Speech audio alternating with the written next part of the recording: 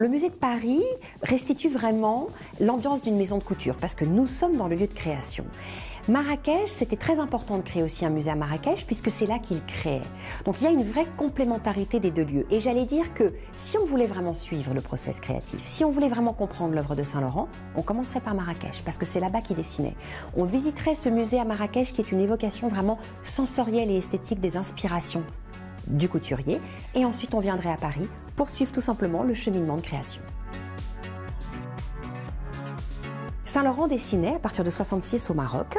Il dessinait, il s'asseyait vraiment à son bureau. Monsieur Berger nous a expliqué que pendant 15 jours, il dessinait toute la journée. Et il revenait du Maroc avec des centaines de dessins. Il rassemblait ses collaborateurs ici même, dans le studio, notamment les chefs d'atelier, atelier flou, atelier tailleur. Il distribuait les dessins, chacun repartait avec son dessin. Et la première étape consistait à transposer le dessin en 3 dimensions pour créer une toile.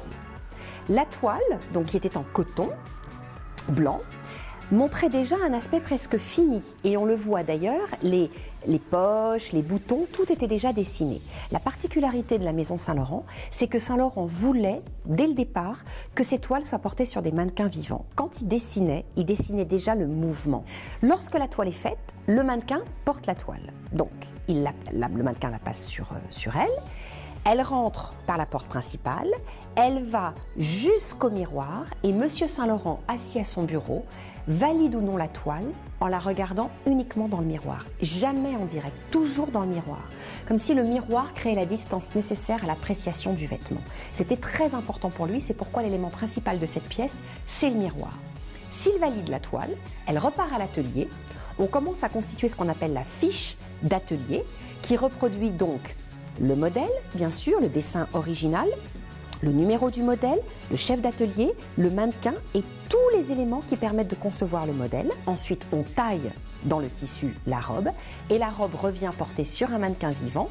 Même procédé, Saint-Laurent valide ou non à travers le miroir et lorsque le modèle est définitivement validé, on commence à choisir tous les accessoires et les échantillons de broderie et elle commence à entrer dans ce qu'on appelle la planche de collection avec toujours le dessin, l'échantillon, le numéro de modèle qui va servir à constituer le défilé.